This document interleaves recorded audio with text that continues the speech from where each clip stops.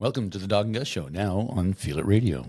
Hey, what's up, dog? Not much, Gus. You. Who do we have here? This? Oh, I know. Nobody important. His name is Johnny. Johnny. What's up? What's happening, lads? That's good to have you here.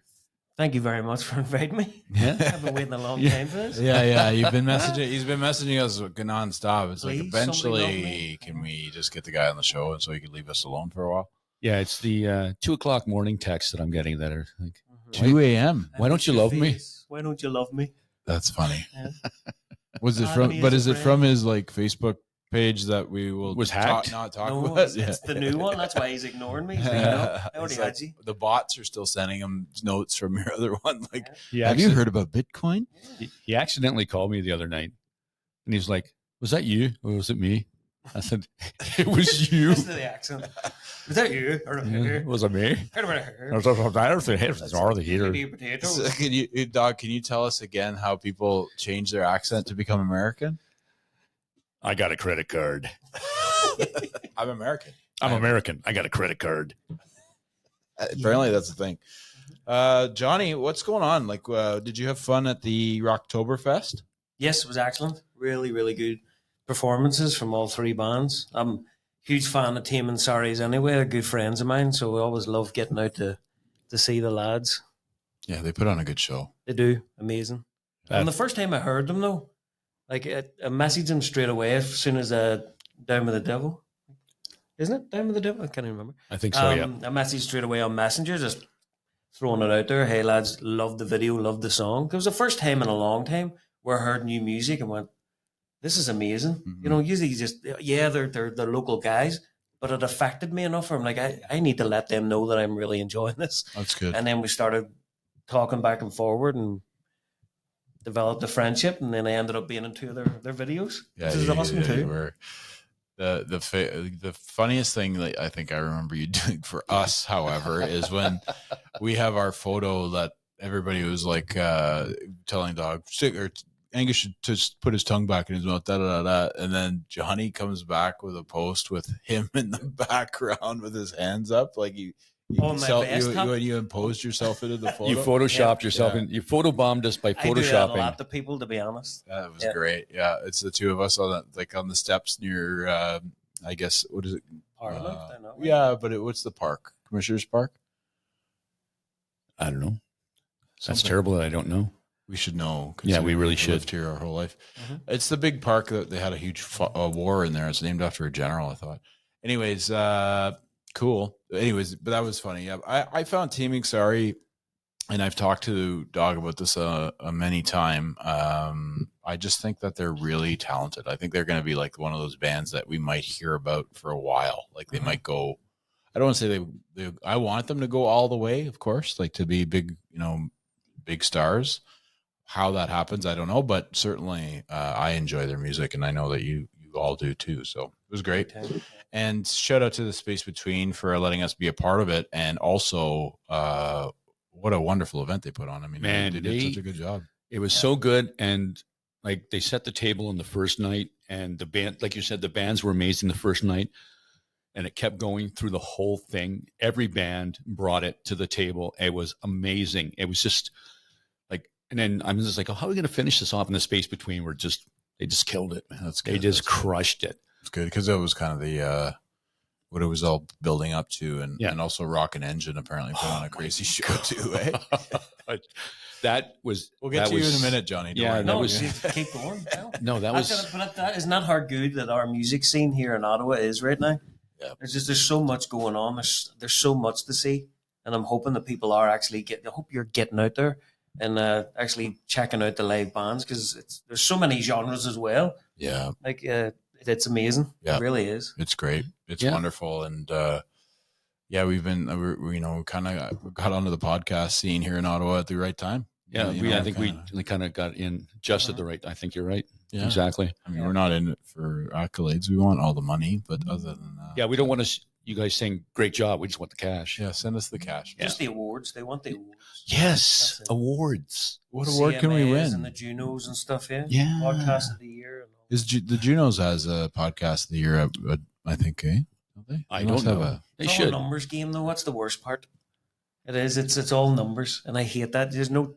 It's not about the talent anymore. It's not like people listening. Then we're in. They were amazing, or that I can hear something in that. It's just like before I even listen, how many followers, how many likes, how many this, that, and the other before. Oh, and that's the sad part. If that's the way it is, then we're screwed. Yeah, I have a face for radio, so I'm screwed too. Yeah. Yeah, Join us. I mean, I did video because I had to. I mean, people were saying you're too pretty to be just audio. Anyways, let's get to Johnny. Johnny, what's going on? Like we were talking a bit at the Rocktoberfest, and you were discussing how you were putting together a couple songs for your solo stuff. Yeah, well, if anybody if I may call that. Yes, yeah, well, it is solo that no one can hear it yet. You know. Thank you. I thought you'd like it. Yeah. So if anybody doesn't know, I'm 1/5 of Evil Creek, a great band here in Ottawa. Wonderful band. So blessed to be even involved in that band. I was a huge fan of theirs from day one as well. And 2 years ago, I found myself in that. We'll talk about that later as well. But this year, like I have over 100 odd songs of my own. I had my own band here before I joined Evil Creek, and our guitar player and bass player kind of quit on us, and it was the pandemic was in full swing and nothing was happening. Always promised myself one day, like I want to learn how to play the piano. So I just dove in one day, started watching videos. I think actually my oldest son, he's 13 at one, he got one of these Simply piano or something I got for Christmas one year, and I made my own profile and went, yep, I'm going to do it. I ended up getting a free piano off some lady in Barhaven or whatever, and got it tuned up, and that's what I did. I just sat there for the next load of months, learning a few chords. Then I started posting some videos of myself playing and singing, and then the guys from Evil Creek reached out to me one night. It was a weird story too. I was sitting there having a few drinks on my own, as you do, and I was about to text Mark, the lead singer of Evil Creek, saying, here, you need a tambourine player or something because I'm bored. And then that looks friggin' pathetic, and I deleted it.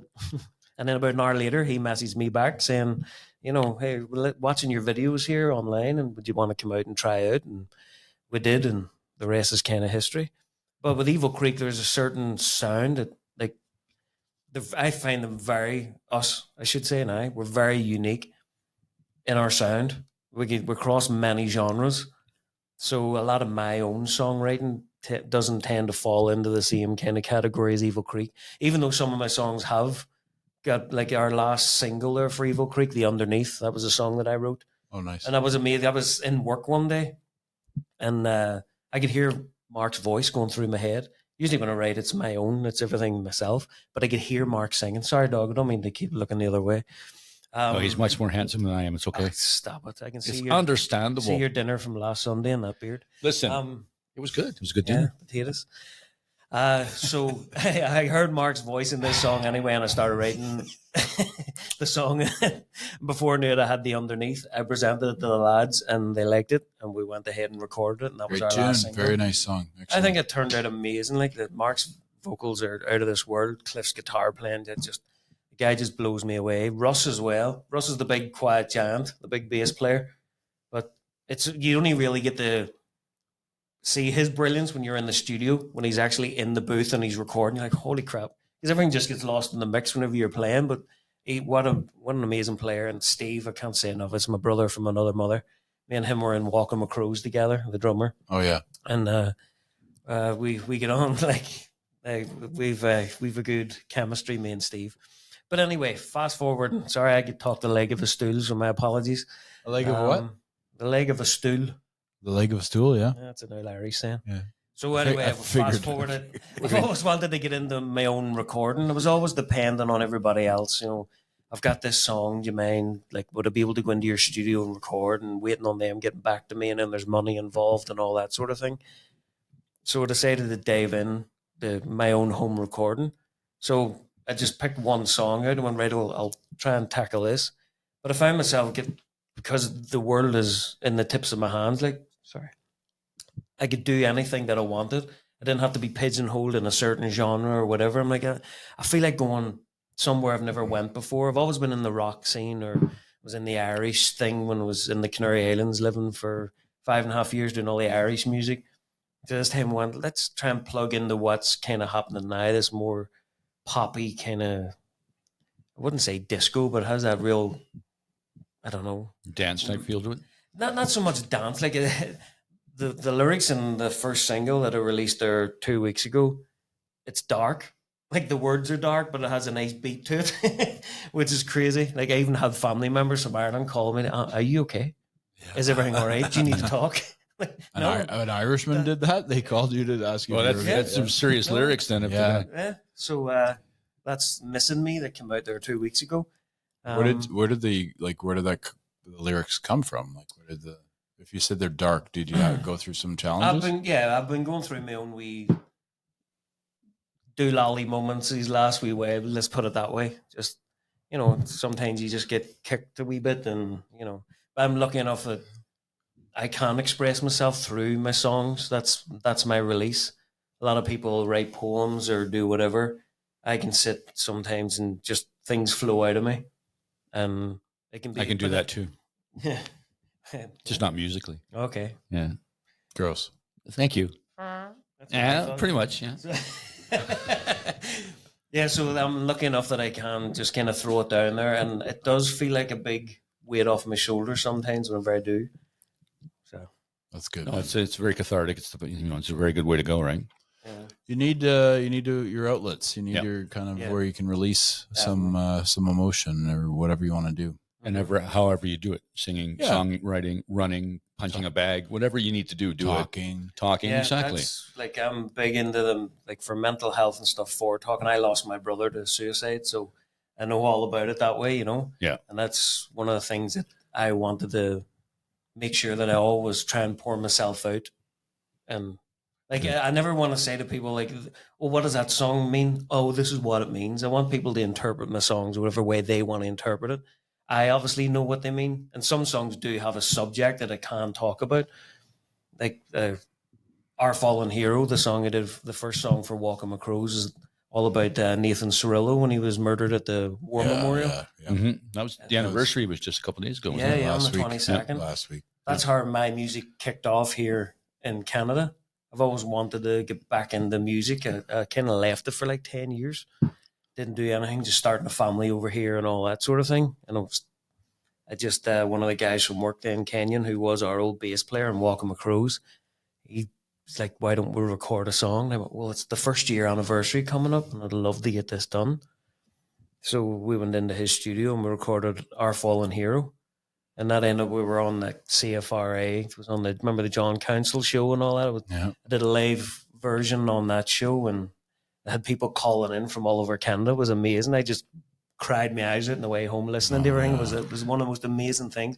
And not only that, I was able to get all the way up to Prime Minister Stephen Harper to use his voice in the song, which is amazing. Like a wee immigrant, been able to reach the top level. If you listen to the song, you hear I've Stephen listened to it Harper. many times. Yeah. You hear Stephen Harper at the end. And everybody's like, "You can't use that, you'll get sued."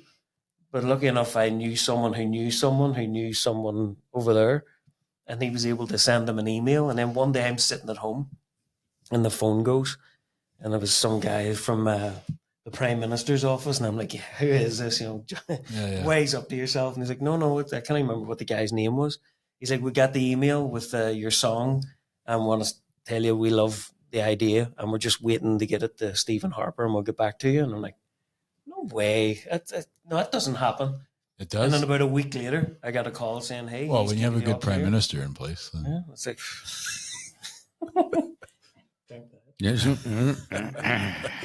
there you go. We try to stay away from that topic as much as we Yes, can. please. No, Yeah. but that's a nice story. I mean, It's a great like- story, yeah. Like, and if you're gonna write a song and you want somebody involved, that's like a prime minister.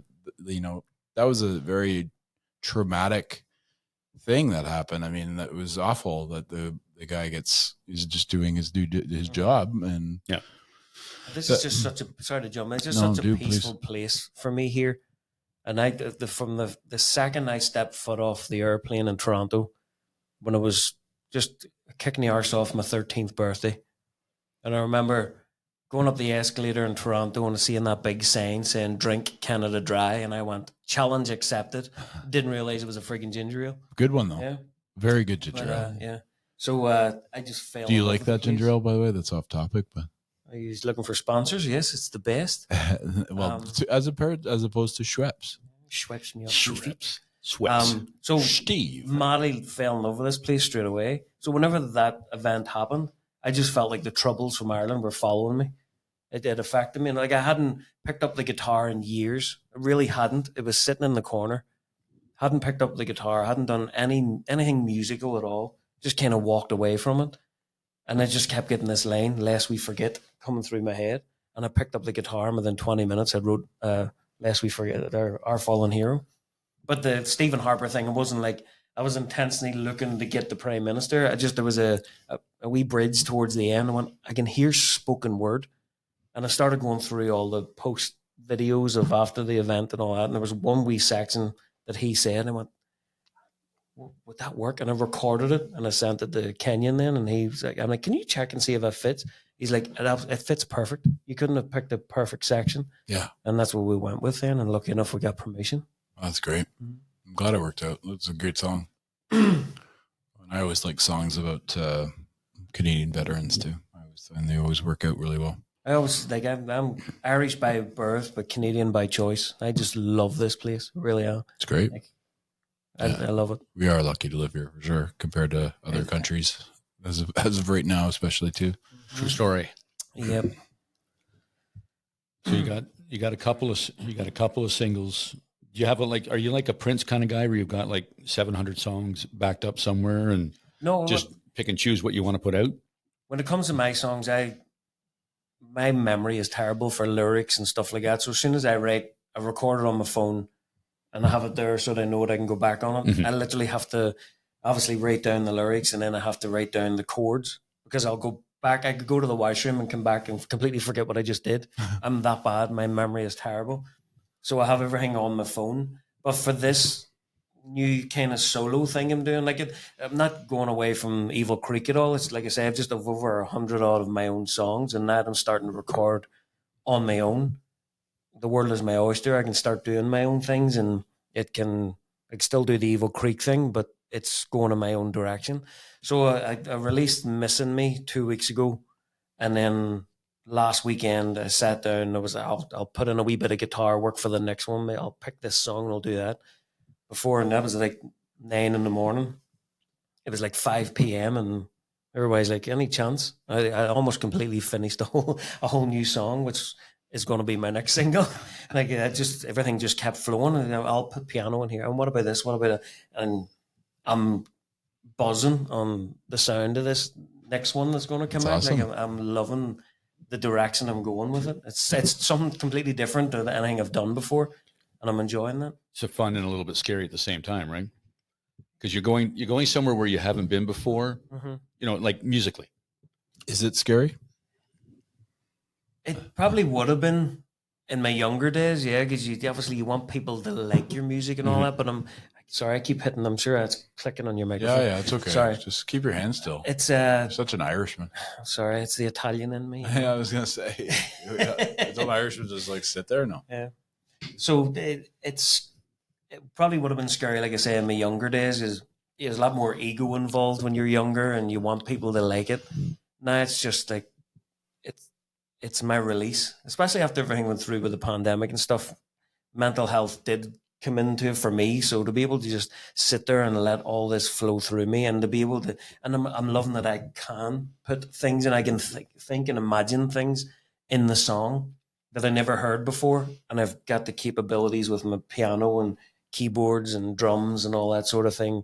I'm lucky I dabble in all them instruments that I can put them all together and come up with something. And that fascinates me too, because I can walk away and go, I can't believe that I did that. You know what I mean? No, it's great. I think it's super cool that you can dabble in a bunch of different instruments. I mean, you're almost like, you must drive your wife nuts at times when you're at home, eh? I have a whole section, our old living room. It is now my music room, as the piano's all set up and the computers and all my guitars on the wall and the electric drum kit and my djembe drums and all my vinyls and everything. So it's... Do you have a big on-air sign? Warn your wife not to come in because you're recording. I've that wee dollar store sign with the wee words on it. There's not enough words, so it's half a word. I'm recording. Recording. G. Yeah. Recording. It's the Irish one. When do you think? So you're going to release that song next week? No, 2 weeks? Well, maybe another 2 weeks, and say maybe mid-November or so. We'll probably throw it out. Yeah. Do you feel like that? Is there a reason? Like you said, it's kind of finished. Do you want to just? Do you like to separate? Like have a little bit of space between the space between The space between. Yeah. Dun, dun, dun, dun, dun, dun. between like the last release and then this one, Missing You, and this one? Yeah, because it's all. I mean, It is Missing the You, world right? is already so saturated with music now. It's just I could literally leave them all and then throw them out at one go as an album or an EP, and it just gets lost. Then people, I'll maybe listen to 2 minutes of a song and then never go back. So if you release one every week, when maybe people want to tune in. Nobody has the attention span anymore to do anything. So to throw too much at them at once is like I can't cope with this. Yeah. So if you just do one at a time, for me, I think it's a lot. You should understand that whole attention span thing. Huh? Him. What do you mean? Well, driving to Montreal with you, I don't think I listened to a complete song the whole way there and the whole way back. I was like that with CDs too, which was tough because I have to get up every 5 minutes and change the CD. But I don't know. I'm like it's not because of attention span. I think that I have to find the right song for the right moment. Yeah, and I love all that music that I have. And the moment keeps changing. Well, that's just the way it is. I could pay attention for a long time. What? Yeah, exactly. Yeah, but as the conversation changes too, and then you get that, it'd be good right now. And then you say a sentence, and there's a lyric within that sentence. You made me think. Yeah, now this song. Stick it on. Well, we're driving. I'm just starting to get into the song, and he changes it. I'm like, yeah, but it's not about you. I'm driving. Oh, that's true. It is your radio and it's your vehicle. So okay, sorry, my bad. Because if I was in your car, I would never touch your music. Damn right you wouldn't. See what I'm saying? Yeah. It's a serious, and guess what? Deal. And we'd listen to the whole song. Yeah, that's yeah, fine. Yeah. We did listen to a few whole songs. Yeah, maybe 3. And a 3-hour drive. Montreal. Where did we drive? We drove to Montreal. Yeah, there and back. Okay. Fair enough. Right. Round trip, baby. We didn't stay. But yeah, it's true with the whole like the saturation of music. Like I'm trying, like with all the bands that we've like this weekend too. Like I'm just trying to listen to all the bands that we saw, and then listen to their stuff before we go to see the shows. And Johnny's right. There's just so much out there, man. And it's just this, oh my God. Yeah. And as the older we get as well, we're still in that mentality of we know what we like. Mm-hmm. And you're just so used to going back to everything that you like. Yes. And to try and give new music a go is hard. It's only when you make a personal connection. Like you two have got to know me. So therefore you'd probably want to go and listen to my music just to give it a try because you know me. No. But if you didn't know me, maybe just whatever. No, you're right. You're totally right. You're absolutely right. Like a lot of bands that I've found, I've fell in love with the people. And then like just actually from your show, I'm a huge fan of your show and I've listened to your guests and a lot of them will go, holy crap, like they really affect, like it was enough that I get onto the Spotify straight away and I'll like follow their music and start listening to it. I'm like, holy crap, yeah. But it's only because I've heard their personal story and that has made me want to dive into more than actually hearing the music for the first time. Yeah, it's true. Well, personal connection is really big for me. Well, definitely even like being on our podcast and somebody comes on that Dawg has spoken to and I'd be like, I don't know anything about these guys. And then you got to kind of dive into some of their music and you're like, oh yeah, this one's good. This one's good. But I always go back to my 90s hip hop. Of course you do. I always go back to the Tragically Hip. Of course you do. It's just a mood thing, right? Yeah. And if I need to make a smile on my face or make myself cry or whatever it is, I go to music. That's just the way it is. Same. But it's like I said, it's like, I'll hear somebody and I'm like, Gus, you got to listen to this. And we have to have them on the show. It was, you guys, Evil Creek, Rockin' Engine was a huge one. But these other bands that we just saw this weekend, I was like, man, we got to get these guys on chat with them. Pink Princesses or something like that? No.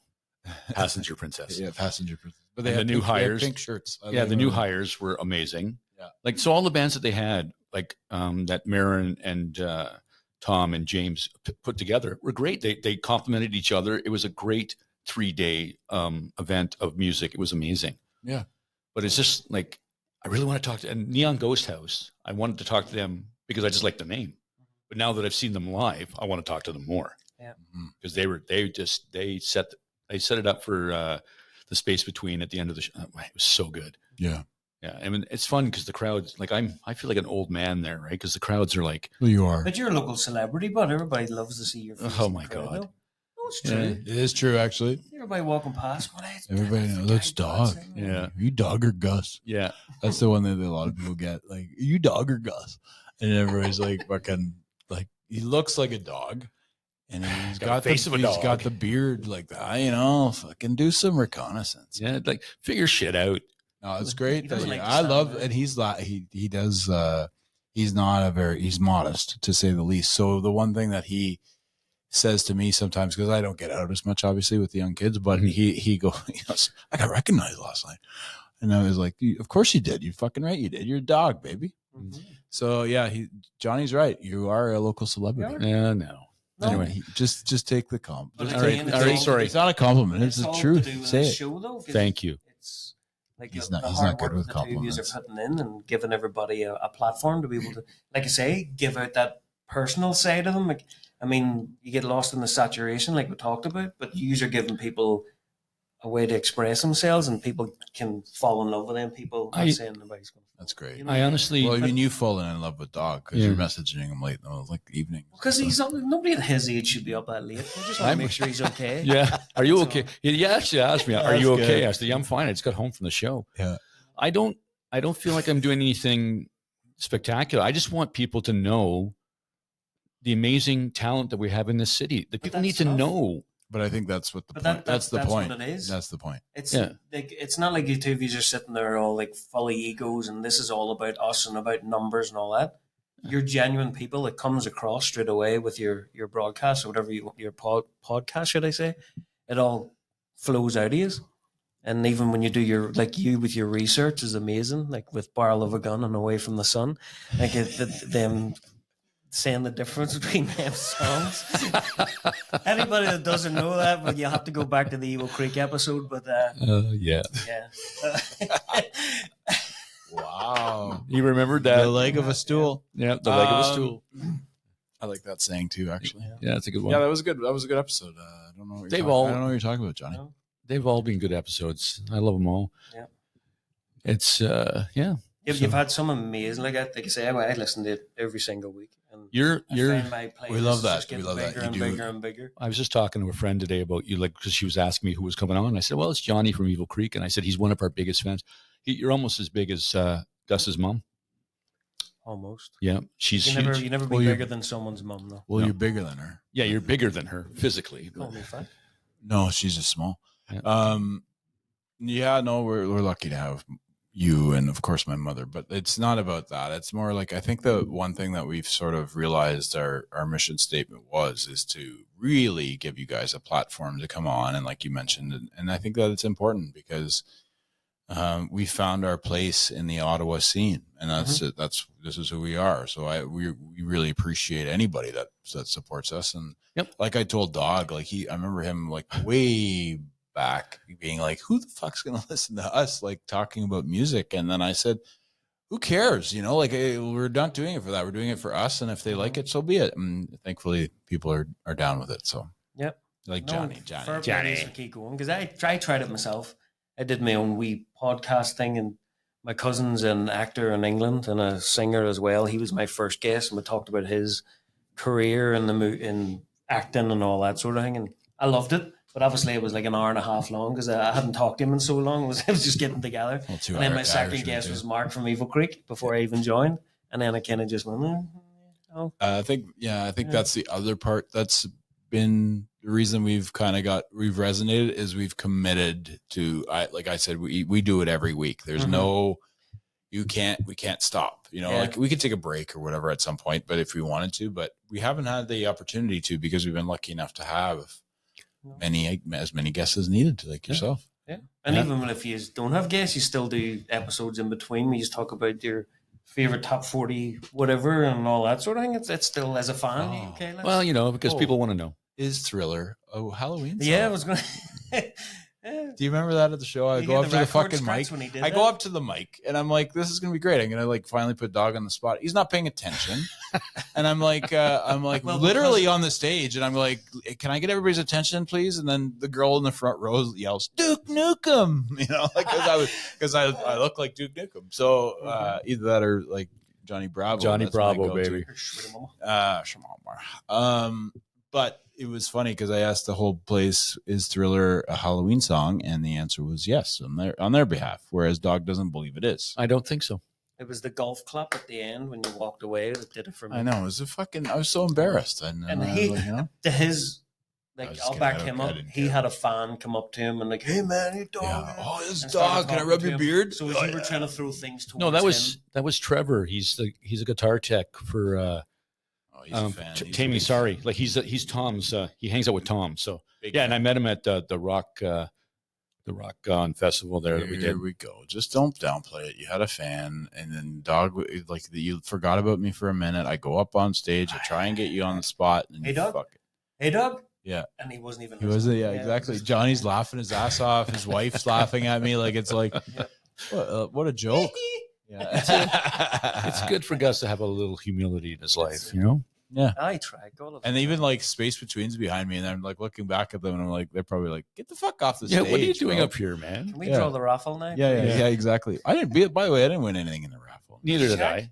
No, yeah, I checked. Everything was way over my numbers. I have I them had in my the. pocket now. Did you say that? I have to. You have if you have a 0 in front of your. I'll have to check. Yeah. I want that Star Wars helmet. It's gone. I don't know who got it. Really?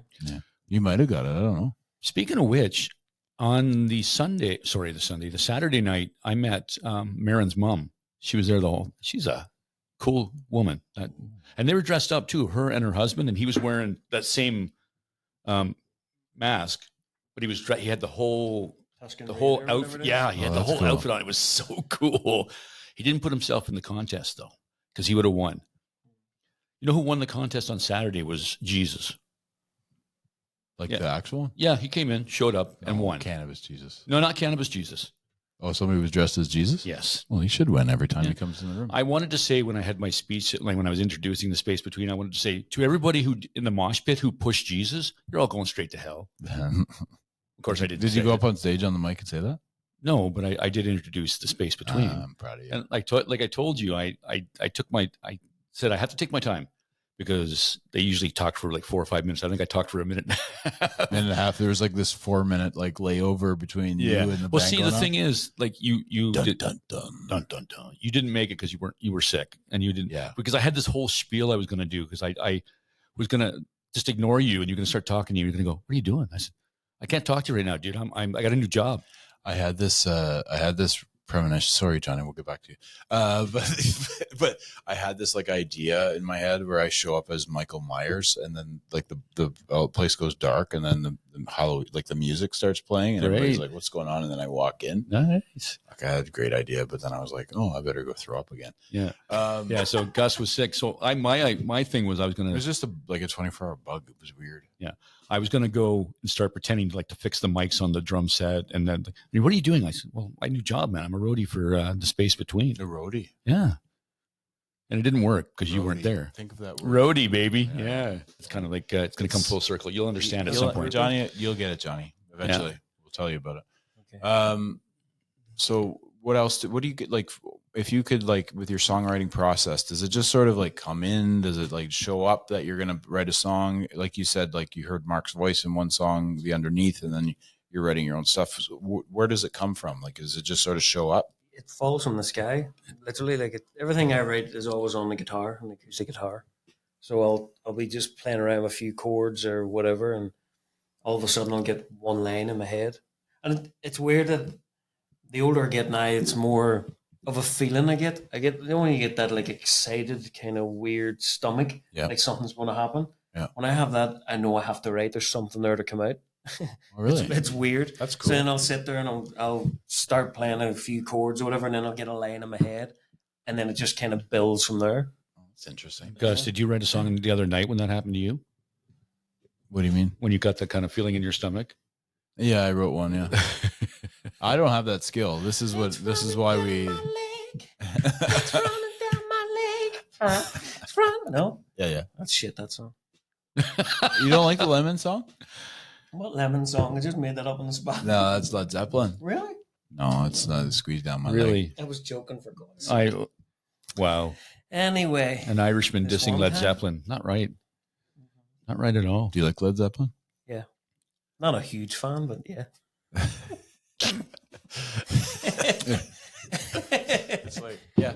Yeah. Yeah, but I mean, who doesn't really, right? Yeah. I There's What's their best song? What's their best song, Dog? wow, that's putting me on the spot. Yeah. Come back to me. I have to think. Thank you.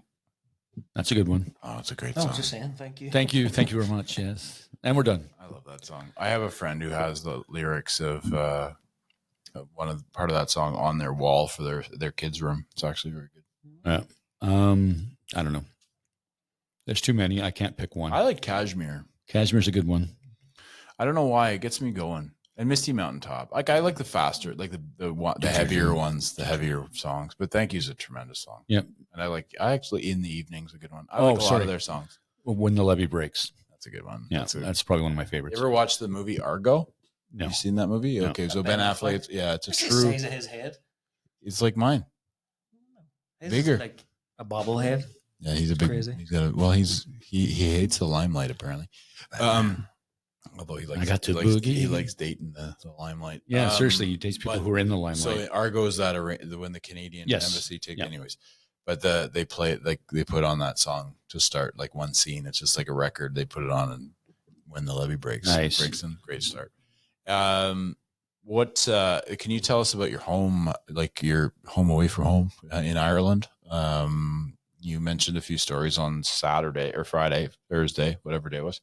And I found it interesting that you kind of, when you go home, it just, you know, you're home. Is that sort of like, can you explain that feeling? Like just the way that the smells and it brings you all back? Yeah, like that's the thing about Ireland. Like I left when I was 17 and I could probably go back to the same bar and the same old fella will still be sitting in the same chair as when I left when I was 17 and he'll still talk to you like you saw him yesterday.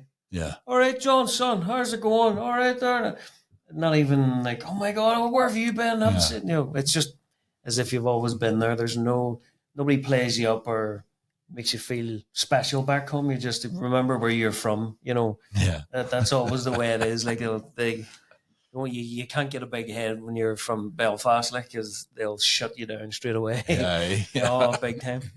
Whenever you need to be humble, just go back home. Oh, seriously, you can never go back with an ego because they cut you in two. That's any home, man. You go back home and they'll humble you in a minute. Your family, they don't care if you're famous. You're who you are, and I'm who I am, and it's like I don't care that you have a podcast. I don't care that you do that. You're just so and so. I remember going back from the Canary Islands once. I was down the bar at the bottom of the street. One of my buddies lived up a couple of doors up, and I went, I'm a singer over in the Canary Islands, acting a big lad with a few pints in me. And I go and get the guitar and sing us a few songs. I get the guitar, and like I say, I have no memory. Start playing a song, and halfway through, completely forget what I was doing. Oh, look at John Half a Song. That's my nickname back home, John Half a Song. Oh, really? Eh? In the Canary Islands. Yeah. So when we go to the Canary Islands, we can say we know John Half a Song, and they won't serve us. No, that was in Belfast. Oh, Belfast. Yeah, Sorry, yeah, I thought Canary Islands. No, he was working in the Canary Islands and he came back. Back on a wee He's holiday. like, I'm a musician away from home. Oh, talking about bad memory. Thanks for translating all that. That's okay. It's Yeah, Dog. you're It's my Dog. Irish to Canadian is not very good. Yeah, but Dog also goes to sleep sometimes. Gotta give him a little fucking nudge. Hey, I'm almost old enough to be old. Almost. Yeah, I told Laura Collins on Saturday night. I said, because I've been standing up watching the shows, right? And there was 4 acts on Saturday, 3 on. So I'm a little tired after working and then going to the shows and stuff. And I said, I'm too old for this. And she goes, you're not old. I said, yeah, I am. She goes, well, how old are you? And I said, I'm 59. She wouldn't believe me. And like not being polite about it, she was like, no, you're not. No, you're not. I had to pull up my license and show her that I was actually 59 years old. Well, you didn't have to. You just did. No, because it was important for her to know that I wasn't lying to her. Oh, And the picture was in black and white too. Yeah, it was. Actually, it was chipped in. It Like was the the Flintstones. original one that was like laminated. It's like the you remember that Flintstones, old man. one? The old laminated one. Dog had one of those for sure. Yeah, I sure Same did. font as the I Ten never got that Commandments. Pardon? Same font as the Ten Commandments. That's right. Yeah, exactly. It's actually like your old license is like a huge piece of paper. You guys are hilarious. Oh, Johnny, Dog, do you have come I have a serious question now. I'm picking on the old man. Do you have any like superstitious things that you do before, like when you're playing with Evil Creek? Is there anything that you don't do before a show, or that you try not to do because you kind of like it just gives you a bad vibe? And never drink, no alcohol or anything like that, and never eat peanuts. Okay. Why peanuts? Because peanuts tend to stick in my throat when Oh, I go to makes sing, sense. and I lose my voice. Like it completely goes, nothing comes out. Yeah, eh? So I have to stay away from peanuts for hours before. You know, sometimes you'll sit in the bar and there's peanuts. Yeah. I learned the hard way. I took a handful and then got on stage when I went, and nothing. It just died. I had to come off the stage. There's nothing I could do. So peanuts, and I don't touch any kind of alcohol. But he makes up for it afterwards, folks. No, Yeah. it's not the drive home. No, he doesn't. I'm He kidding. eats all the nuts. D's nuts. Wow, that went far. Sorry, I just remember one of the kids at school says that to me all the time. I have to What ignore it. What do you do in your free time? Do you have any free time? Like apart from your regular job, which is a lot of hours, and then your music life, and obviously you have your family life. What do you do in the spare time other than sleep?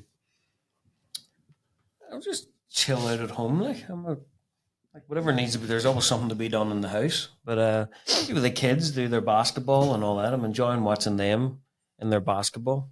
Finally finding the sport that they like instead of going through millions of different things. They actually like this one now. I built them a half court at the back garden. So Nice. yeah. Just I'm a family man. I chill. You know, I don't go out. I don't get to as many shows around that I'd like, for the simple fact that you want to go out and enjoy yourself and have a drink, but you have to drive everywhere here. Yep. Yeah. It's not like back home there's a bar in every corner, so you just walk. Yeah. Over here, you have to take a mortgage out for a taxi, for God's sake, just to get somewhere, or depend on someone to bring you back again. So Plus, you live in the country like I do. yeah. Yeah. So yeah, cab is going to be a little bit expensive. Yeah. Uber too. Yeah, we talked about we have fire pits, and I was speaking to his wife about it. How he would show up. He's just like me. He'd show up like a panel of a fence and just throw it right on top. You know, just let it go. Kids aren't playing that park anymore. Yeah. Let me just take this away. There's a full bench, a full fucking. The swing. Yeah. Nope. The neighbors aren't going to miss that part of their fence. Nah, Honestly, we're they good. won't miss it. They've have messaged me like, should we be concerned our tree's about to go up? They're way no, you're all right. It's just a few Yeah, you're pallets. fine. You're No, fine. you're fine. Don't worry, I'm just gonna throw an old cedar on top. There we go. Shit Oh, off the you. cedar, that was a good one. Oh, a big dry cedar tree, and I set it on there, lost my eyebrows. And a wee baggie of gas. Oh, yeah, to that get was the the fire started. that was the other thing. Wee Ziploc bag full of gas. Oh my god, fire marshals around are just like, what the fuck? So he would bring. You would actually. I used a Gatorade bottle. I'd spray it like that. Whereas you take a whole Ziploc of gas. I would set the paper on fire, and it was still on fire, and I would get a Ziploc bag and it would throw, and then just that ain't nothing. So there it is. Yeah. Yeah. Jesus. I All right, don't so do it now- anymore. I've learned. Welcome back to How Not to Start a Fire. Yeah, this is our show now. This is Johnny and I'll have our separate show where it's just like we talk about fire pits. Take the boy to Belfast, but you can't take Belfast out of the boy. Apparently not. Apparently not. Yes, yeah. Molotov it up. That's it. What's the big difference do you find between Ottawa and living in Belfast? I mean, it's obviously way different, but what do you find? I don't know. I just feel more at peace here. I love my home and I love where I'm from, and I'm very proud of where I'm from and all my family and everything that goes with it. But I've just always found peace here for some reason in my heart.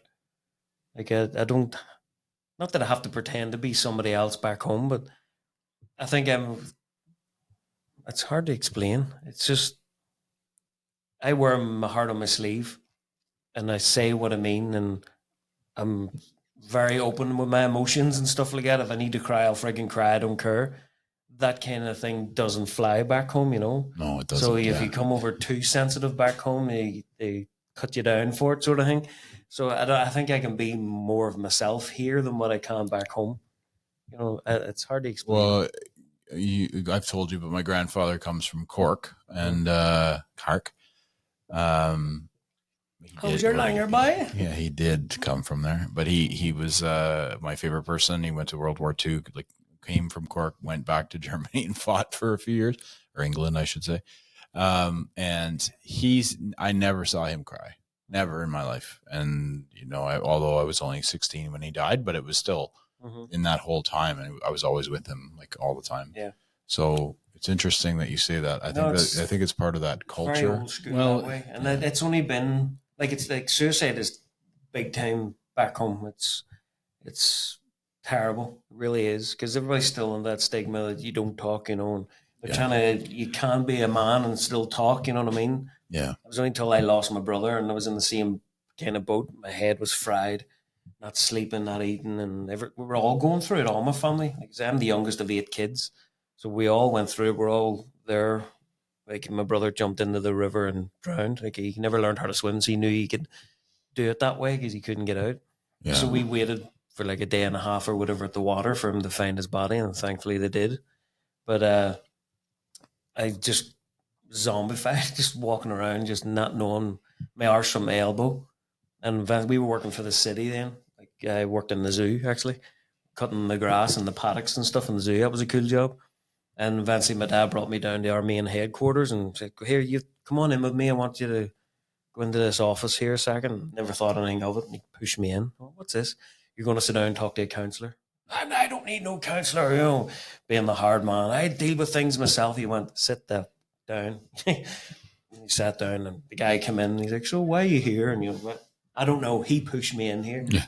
And then eventually, "So what's happened?" And then it started going into the story. And before I knew it, my whole life just poured out. It was the greatest feeling I ever had in my life. It was a weight lifted. It was such a weight lifted off my shoulders. It really was. And he was the one that kind of said, "Well, do you write? Do you write poems? Do you write stories?" I went, "Well, I write songs." He said, "Well, why don't you try writing a song about your experience?" And I end up writing the song "No Turning Back," the story of Paul. It's on my YouTube thing. It's a long song, but it's all about the events of my brother's death.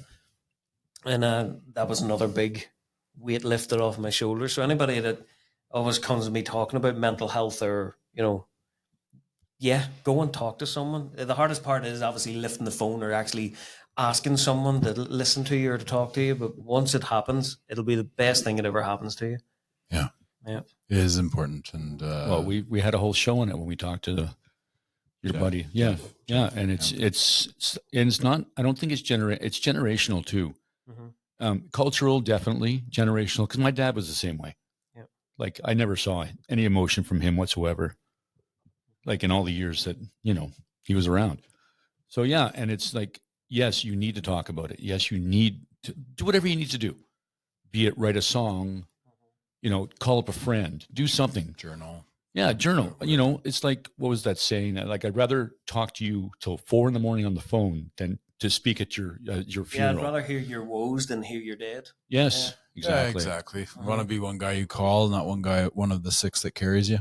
Yeah, exactly. There's a lot of things about that, but there's definitely stigma about the whole mental health aspect for men, especially. I find, you know, I don't think it's as prevalent with women, although they're, you know, if you need to speak as a woman to somebody, you should. Absolutely. Certainly, I think that you're raised by maybe a tougher generation. They call it a tougher generation, but it's really, you know, it really isn't. But I'm so glad that your dad did that for you. Yeah, seriously. Yeah. Because, you know, that wasn't really, No. that's not normal. I wouldn't say for that situation. Because he did it himself, obviously. We all took it bad. He was able to step in and really badly, I think. Yeah. But as a parent now, I don't think that they were tougher. I just don't think that they had the outlet. Like they didn't have that.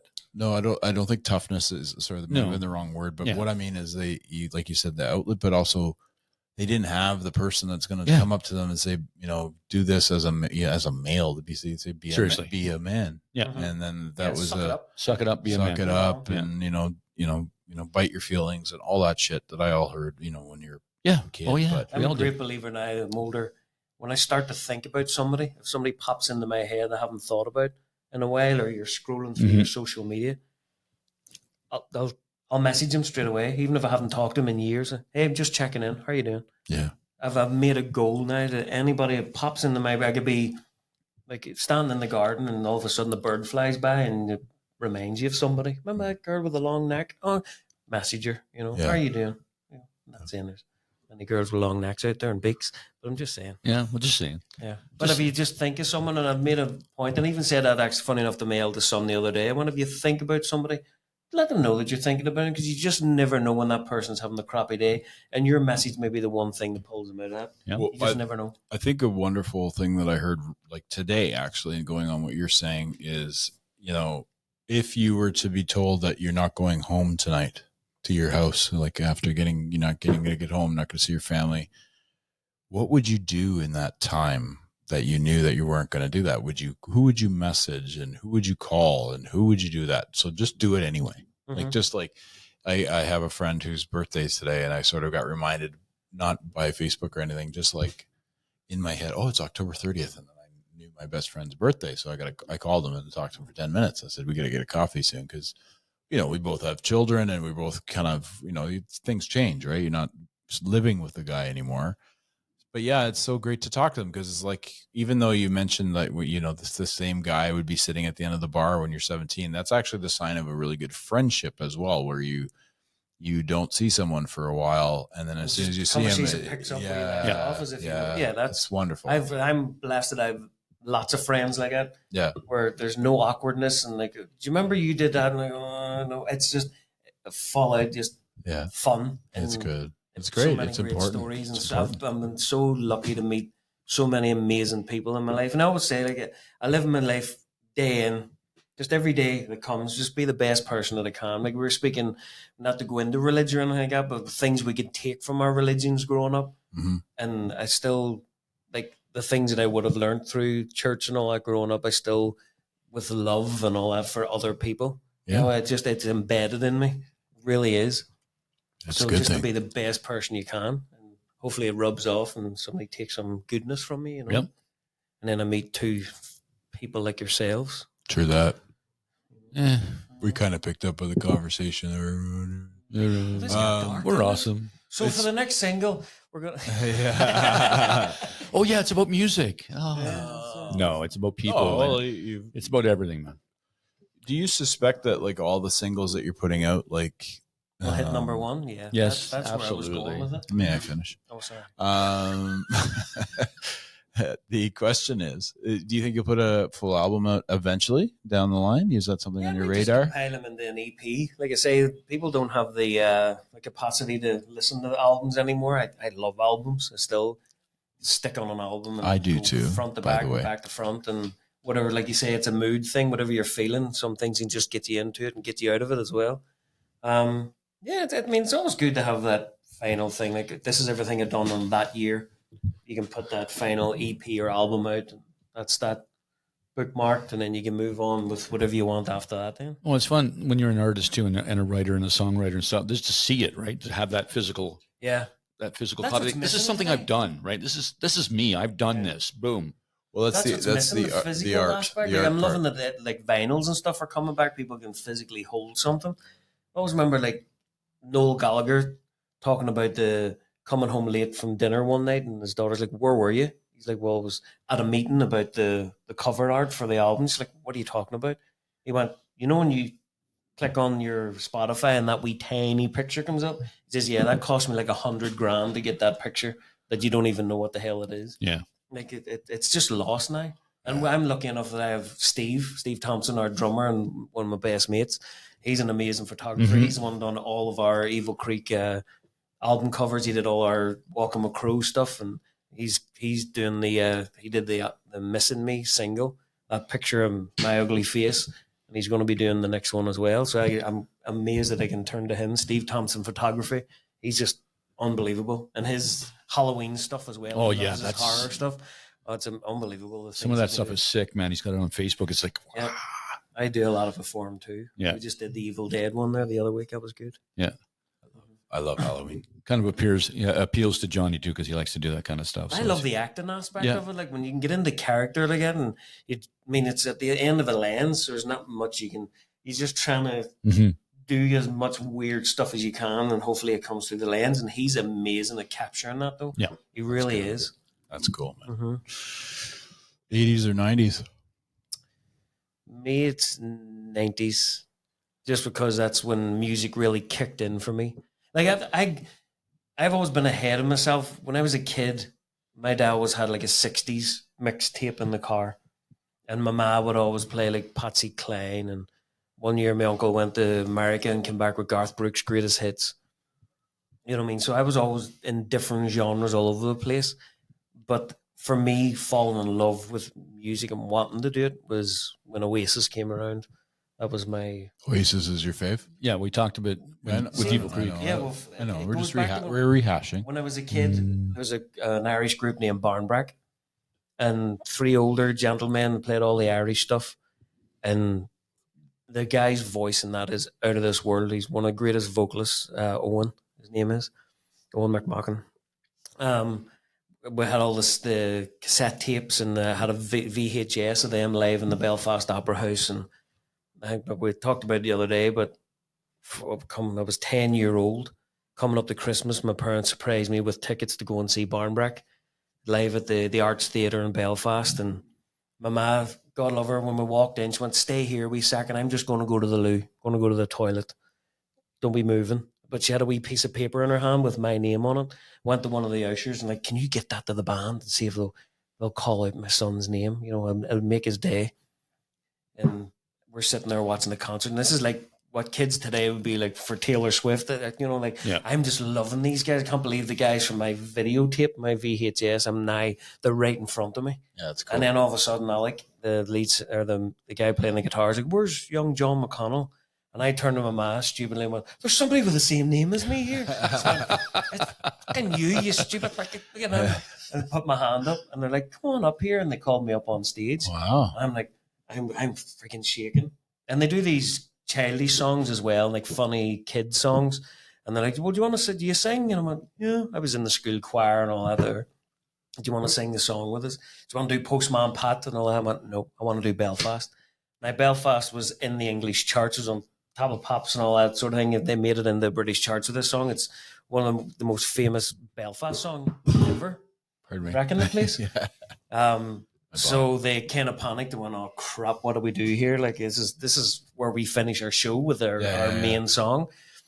So they're like, "Oh, you better be able to sing." So then I'm like, "Of all the places I," and the whole place just stood up. And That's I cool. think that was the moment where I went, "I want to do this." That's cool. Like that was that. You know what I mean? I stew with my heroes. And then the cool thing is, fast forward 30 years, I started getting back into Barnbrack again, and I went online. I mean, what the hell ever happened to Barnbrack? They were old guys then. What are they doing now? Are they still alive? What's going on? On Facebook one night, and I found Alec Quinn, the guy who wrote Belfast, and I started messaging him, and I found the old picture that my man didn't even have a camera back then. Some lady in the front row took a picture and went up to us at the end of the show and said, "Listen, give me your address and I'll send you the picture when I get them developed." That's cool. And that's the only picture I have. So I sent it on to him. He's like, "Oh my God, I can't believe you. Yes, I remember that night." And, happy days. We started striking up a friendship. And then I had a dream one night, like you're saying, things come to you with songs or whatever. This is an old man in his 70s. It was like 2:00 in the morning for him. And I'm like, "Well, why is he messaging me?" And then I Googled, like, his wife had passed away and stuff. And I went, "Oh my God, he's just an older fella just making conversation with this younger guy." And it broke my heart. And then I had a dream that night that he was walking down the street in the pissing rain, real dark night. And he came like one of the old street lamps back home. And the light started getting brighter. And then his wife kind of appeared in the light and came down. And the two of them started dancing in the raindrops. And I wrote the song "Let It Rain on Me" about that dream. So I wrote it on the piano. It was the first song I ever wrote on the piano, and I sent it to him, and he fell in love with it. And I was like talking to my cousin. He's like, "Well, why didn't you ask him to sing on it?" Like, "No, that's Barnbrack. You can't do that. Like, it's a guy who wrote Belfast, the greatest song from my city." He's like, "Well, if you don't ask, you don't get." So then I reached out and I asked him, and he's like, "Jesus, Johnny, I'd be honored." So was it last year, the year before, I was able to do a song with my childhood hero. Oh, amazing that. And I'm working with him again right now, working on his album. I'm doing a few things on his album. So it's amazing how full circle everything went. That's so cool. Yeah. And I love that the story of it. Like back in the day, like I remember people were like that. They took a photo and maybe your mom didn't have a camera, and then they give me your address and we'll send it to you. And you never think they're going to send it to you, and then they do. See, it was weird because this is down city centre in Belfast. We never went in the city centre at night because it was through the Troubles. Like, it was car bombs all the time and excuse me, all that sort of thing. So when someone comes up to you saying, "Hey, give us your address," and where we lived in Belfast is like the IRA capital of the world. It's the Falls Road. Yeah. Like we've 5 houses where I grew up. the end, like the street next to that is Beachmount Avenue, but it's RPG Avenue, where one of the guys we grew up with shot an RPG at the British soldiers, so they nicknamed it RPG Avenue. Lovely. So for us to go like, send it to 269 Falls Road, and this woman could have been from the other side, sort That's of thing. right, yeah. I remember Mummy's like, no, it's okay, it's all right, but lucky enough, they were like, it doesn't matter about where you're from or whatever. We want to send it to you, and God love her, she did. That's wee great. lady, and that's the only. It's one of your most prized photos, really. It really is, and just the beaming picture of them all. And I'm just standing there, a wee 10-year-old in the middle of them, and like you say, full circle moment. 30 years later, I'm working with a guy who wrote one of the greatest songs I think from our town. Yeah, I'm so honored and privileged about that. Like, it's great. It's pretty cool. That's definitely the turning point. Like, that's definitely the aha moment, right? Most definitely. Take on me. How did you know that was going to come? Take on me. Why doesn't anybody do The Sun Always Shines on TV? Why doesn't anybody ever do that? Because they're not as obscure as you are. When he said Belfast, I was going to say, you mean the Simple Minds song? Belfast Child, is it? Yeah. See, he knows stuff too. Well, he knows it's from Belfast, so he'd probably know most of the songs with Belfast in it. What's your favorite Oasis song before we leave? See, that's like asking a Led Zeppelin song. Yeah, it is, because like I said before in the Evil Creek episode, like you want to know mine? I'm so invested. You want to know mine? You want to know mine? Is it Away from the Sun or Barrel of a Gun? Cigarettes and Alcohol. Amazing tune. I love the story when he's writing that and he's doing the riff and it's T-Rex. Yeah. And the guy in the apartment beside, he goes, you're ripping off T-Rex. Yeah, I know. Yeah, thanks for that. Yeah, appreciate it. It's amazing. I don't care. But anyways, it was a good song. Oh, there's just so many though. Like you just didn't even scratch the surface over here. Like what you had on the radio was maybe 3-4 songs at the most.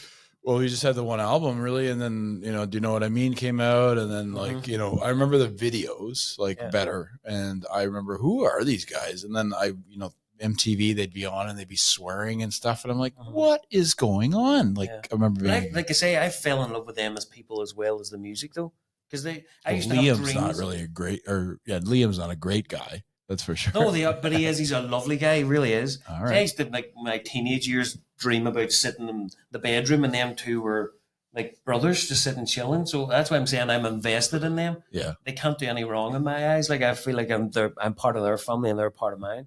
So it's hard to pick a song. It's hard to pick a favorite brother and all that sort of thing, because they're mine. Liam as a front man is really amazing. Actually, he was he had all that. He had the arrogance, and he's like. He had a great voice. I love the way he sung into the mic. I just, he was cool looking. He had it all. And then you'd hear him talk about going to the pub and saying, "Why? Who goes for one beer? I'll have 9 beers and then maybe get a bag." He'd say or something like that. I love Oasis. Actually, I was a big fan of theirs. I'm a '90s guy too. So I love the '80s too. Don't get me wrong. Sorry, you're sitting over quiet. I go through my '80s kind of thing. I get. Come On Eileen is we talked about number that. one the week I was born. So all my brothers and sisters all brought up the record to my mom when she was in hospital. So, and her name's Eileen. Is it? Yeah. So they sang it to her while she was giving birth to you. They give her the vinyl. Yeah. There you go. Her 8th time around. Yeah. And he fair played him for my birthday this year on the Did he? radio. I did. He played it for me. He's a good guy. He is a good guy. I like him a lot. Anyways, thank you, Johnny. Thanks for coming out and having a chat with us for a bit. And we look forward to seeing the new single. And of course, we'll always chat with you. So thank you all very much, and keep this show going. And everybody, please tune in, share it as best you can. And I'm only a phone call away if you ever need to talk. That's good. That's good. Yes, sir. Yeah, I like that. And done.